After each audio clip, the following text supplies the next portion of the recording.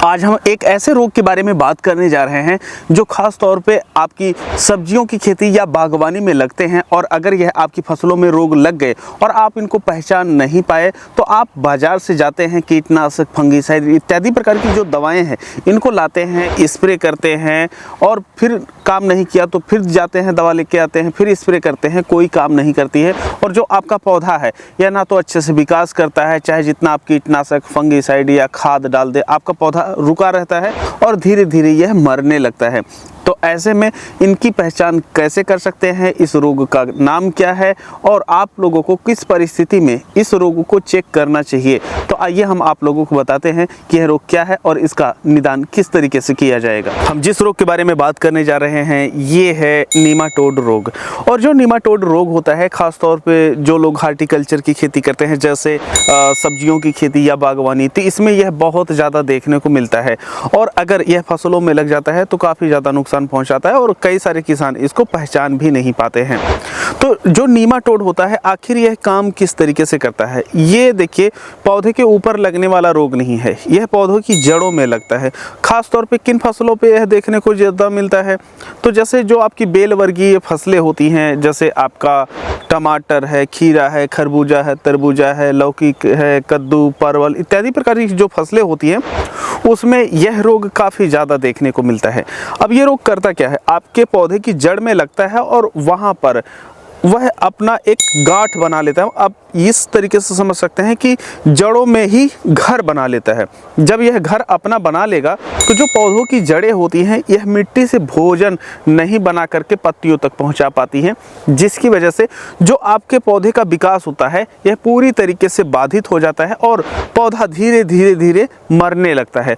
और किसान क्या करता है कि अगर इसको नहीं पहचान पाएगा तो बाजार में जाएगा और बाजार से जा करके कीटनाशक, फंगिसाइड लेकर के आएगा और स्प्रे करेगा। अगर आप लोग स्प्रे कर रहे हैं तो आप लोगों को बताते चले कि कोई रिजल्ट नहीं मिलेगा। अब कारण इसका ये है कि जो रोग है ये तो जड़ में लगा हुआ है।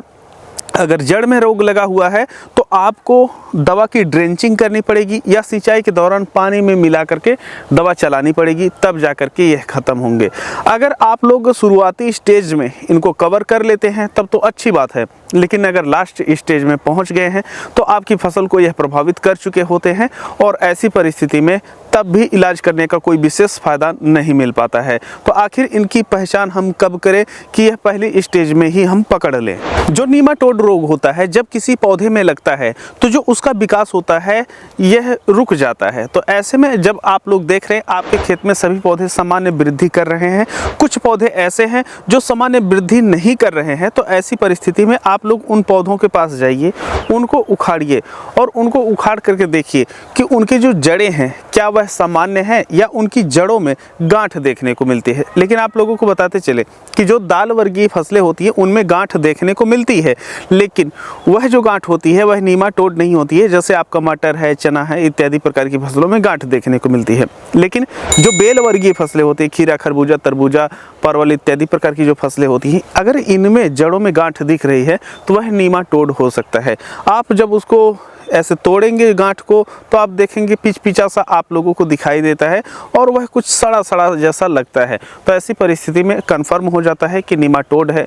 और अगर 2-4 पौधों में नीमाटोड दिखाई दे दिया तो आप समझ जाइए कि अब आप लोगों को इसके लिए उपचार करना ज़रूरी हो गया है। अगर नहीं करेंगे तो धीरे धीरे आपके पूरे खेत में फैल जाएगा और आपकी फसल को समाप्त कर देगा।